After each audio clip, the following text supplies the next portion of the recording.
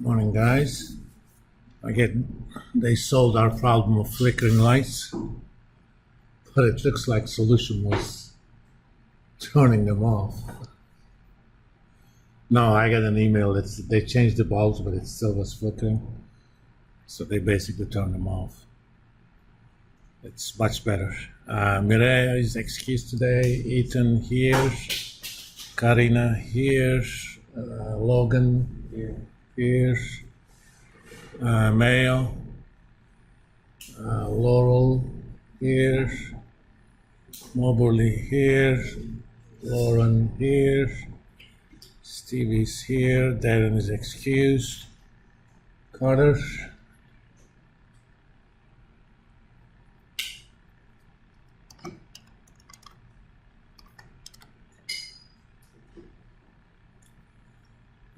Randall here. Jared. Smith. Bryson. I think I have an email from him. Let me check.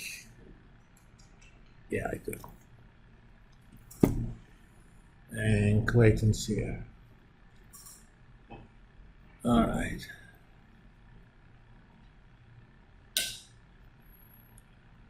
That is not. Okay, we're talking about the role of the options in financial statements. We looked at Palantir. Let's actually look at, just for the hell of it, another company. Also giving you more practice of getting these statements.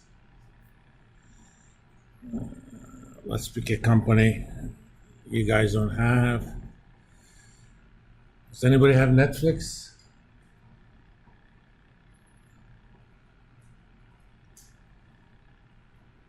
No, I don't think you have Netflix. Let me check.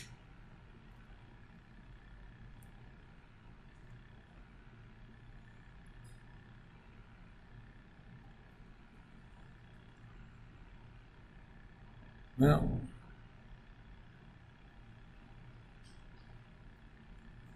So let's use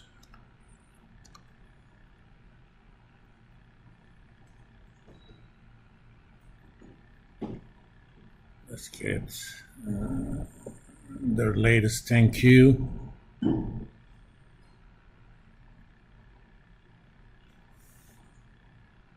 Interactive data. I want to view the Excel document.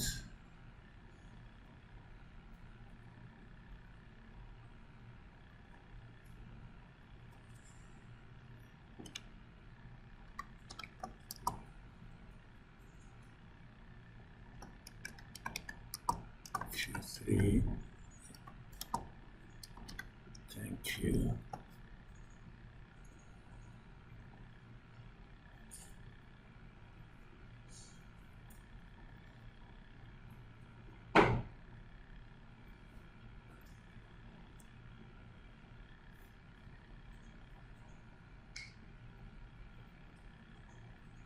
For some reason, these guys start with the income statements. Again, there is no standards. Some people list the balance sheet first.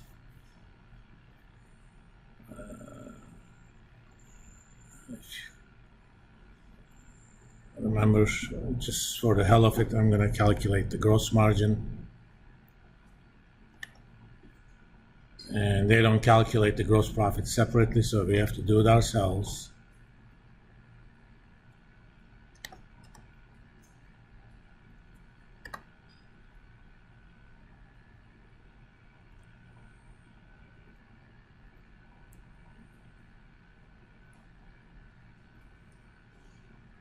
Do that black and white. Let's make it a bit bigger.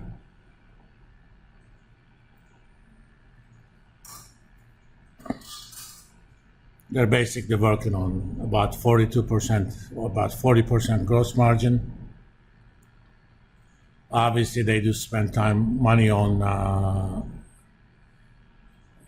what you want to call marketing. But they also have quite a bit of money on technology and development.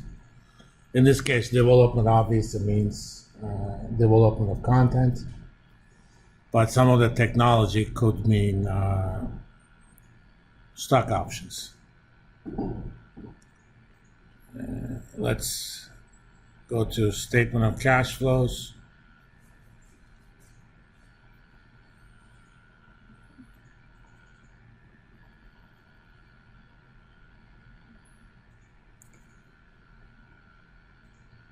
There's a big number on amortization of content assets. For companies that produce things like intellectual rights, or in this case, intellectual content, could be shows, movies, what have you, there is no technical depreciation, but they could actually amortize it over the years. That's where the number is coming from. So when you're doing your analysis and you can't find a depreciation number, that's actually where you need to go. I mean, they do have some depreciation, but it's not much. This being Netflix, probably the only depreciation they have is their server farms.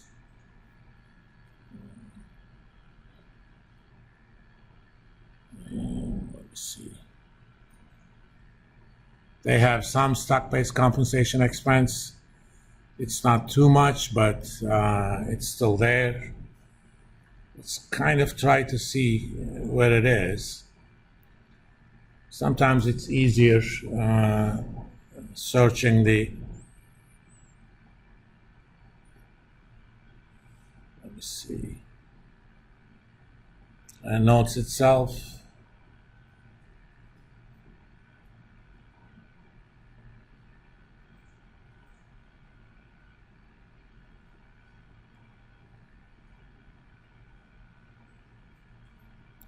Or just the filing itself, which is a searchable document. So if you look for options,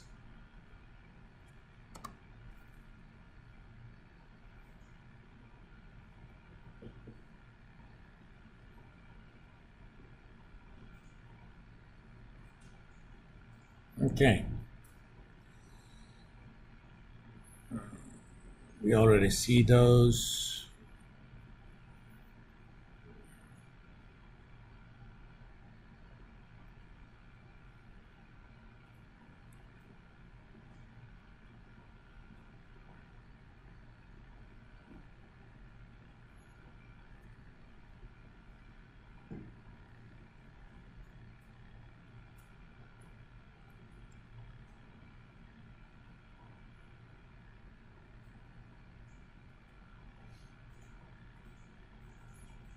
There should be a table about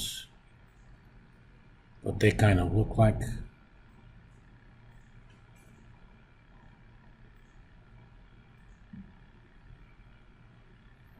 Okay, here's a table. This is balances as of December 31.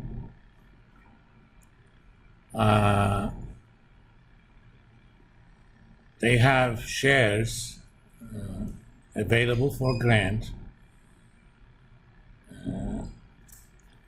When company grants shares, these are typically restricted stock grants.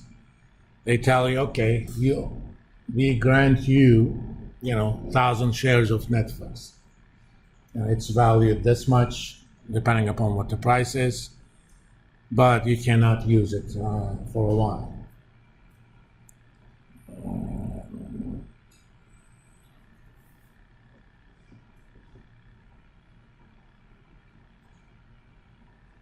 Oh, these are just the options, I'm sorry. And the weighted average exercise price, the ones that are granted is 360. More often than not, these options are granted at the end of the fiscal years as compensation to executives. And those that were exercised, the option exercise price was 85. I mean, they can check what the stock price of Netflix was at the end of the year.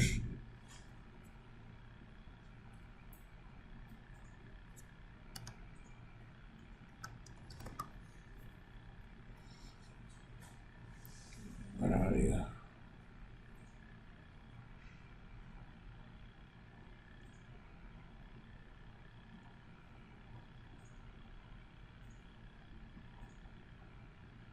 It's just 1 year or year to date.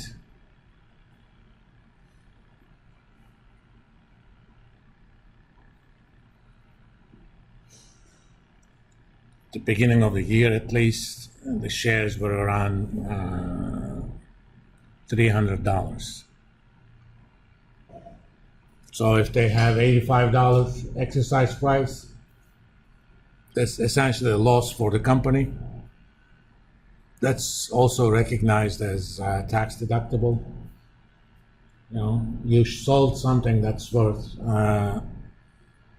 $300, but you sold it at $85.